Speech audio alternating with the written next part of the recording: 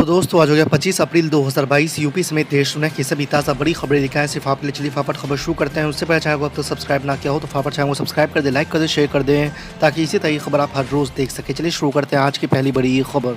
देश में कोरोना के मामले एक बार फिर बढ़ रहे हैं। जानकारी के मुताबिक प्रधानमंत्री नरेंद्र मोदी वीडियो कॉन्फ्रेंसिंग के माध्यम से सोमवार को स्थिति का समीक्षा करेंगे। इस बैठक के दौरान सभी राज्य और केंद्र शासित प्रदेशों के मुख्यमंत्री और प्रधानमंत्री कार्यालय के अधिकारी मौजूद रहेंगे।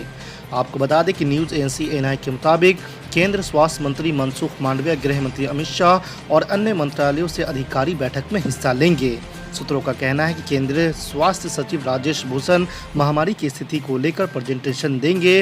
वो वैक्सीनेशन की स्थिति और बूस्टर डोज की भी जानकारी देंगे। सांसद नवनीत राणा और उनके पति रवि राणा को कोर्ट में पेश करने के बाद जेल भेज दिया गया है। नवनीत राणा को मुंबई पुलिस अपने साथ बाइकुला जेल ले गई है, जबकि रवि राणा को तलोजा जेल भेजा गया है। मुंबई पुलिस के अनुसार दोनों राजनेता दंपति पर देशद्रोह की धारा लगाई गई है।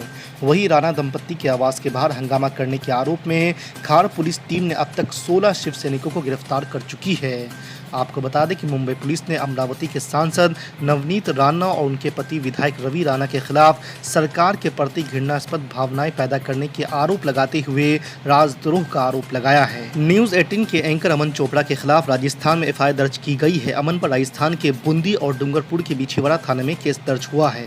उन पर एक शो के जरिए सांप्रदायिक वैमनस्यता बढ़ाने, साजिश रचने और दंगों को भड़काने के अलावा देशद्रोह की गंभीर धाराएं लगाई गई है। आपको बता दें कि अमन चोपड़ा ने जहांगीरपुरी हिंसा और राजस्थान में 300 साल पुराने मंदिर को गिराए जाने के मामले में अपने शो देश नहीं झुकने देंगे को लेकर डिबेट शो किया था। शो में वो राजस्थान में मंदिर गिराए जाने को जहांगीरपुरी हिंसा का बदला बताते हुए नजर आए। इस दौरान उन्होंने राजस्थान की कांग्रेस सरकार को घेरा। इसके बाद सोशल मीडिया पर एंकर अमन चोपड़ा की गिरफ्तारी की मांग उठने लगी, जिसके बाद ये कार्रवाई देखने को मिली है। समाजवादी पार्टी के दिग्गज नेता आजम खां को लेकर अखिलेश यादव ने बड़ा बयान दिया है। पूर्व मुख्यमंत्री ने आजम विवाद पर चुप्पी तोड़ते हुए पहली बार कहा है कि समाजवादी पार्टी आजम खां के साथ है। हालांकि सीतापुर जेल में सपा प्रतिनिधिमंडल से मुलाकात करने पर आजम खां के इनकार करने पर सफाई देते हुए अखिलेश यादव ने कहा है कि इस बारे में उन्हें कोई जानकारी नहीं है।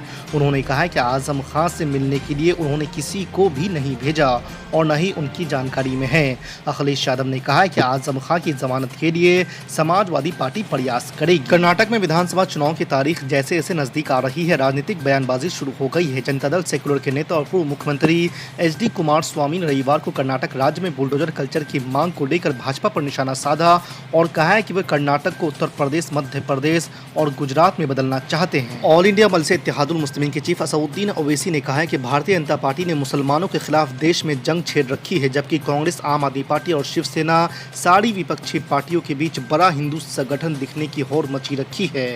आपको बता दें कि असदुद्दीन ओवैसी की ये टिप्पणी ऐसे वक्त पर आई है जब देश में बुलडोजर वाले एक्शन, लाउड स्पीकर पर अजान और हनुमान चालीसा और हिजाब वाले विवाद को लेकर देश में सियासत गरमाई हुई है।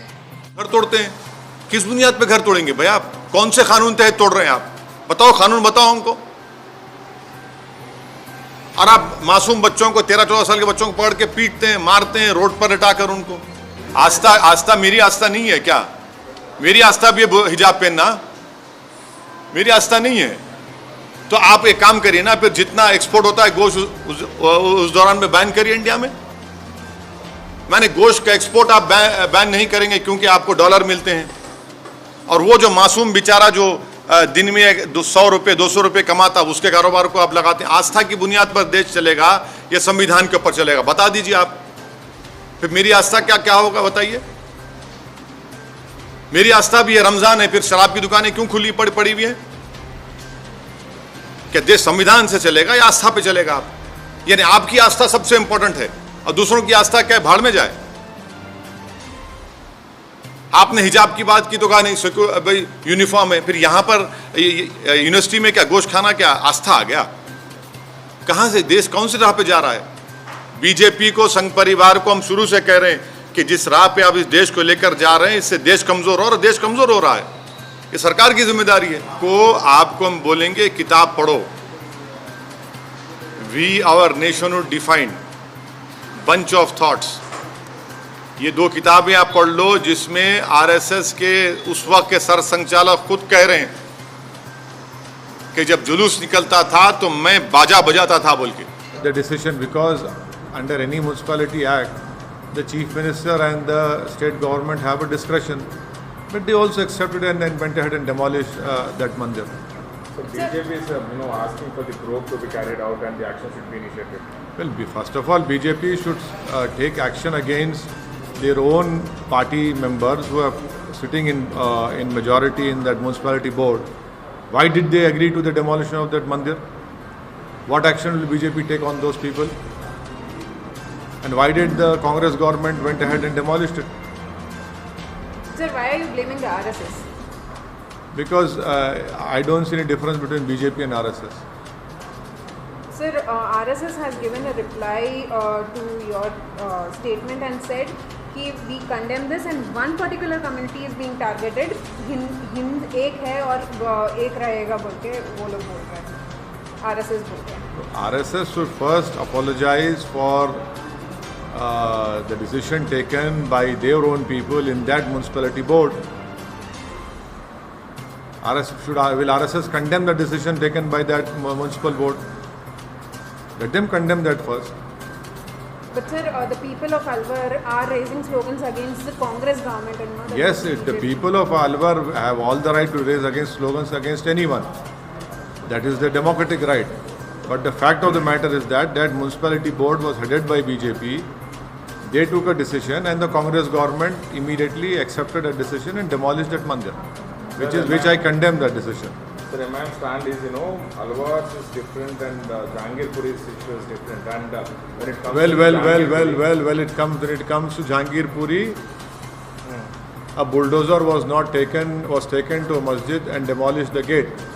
Whereas the same mandir, the BJP people told them that please you remove that encroachment, so-called encroachment. A bulldozer had demolished a Muslim khabar in that place, and opposite that Muslim grave was a mandir which was untouched. And majority of the demolition that took place in that particular area, 85% belonged to one particular community, the Muslim community. Yes, I agree. Even our Hindu brethren, their shops were illegally demolished. So sir, how it is different when it comes to the Alwar, when it comes to Jahangirpuri? Alwar, both were same, both are how- same. how- Both public have suffered from both communities. How are they same? Please tell me. In Delhi, was any notice served on them? Here in Alwar, a municipality board had taken a decision to demolish that mandir, which was, and BJP was in power in that, they are in majority in that municipality board. And the Congress government accepted the decision. They could have rejected the decision. But in Delhi, you have not even served a notice.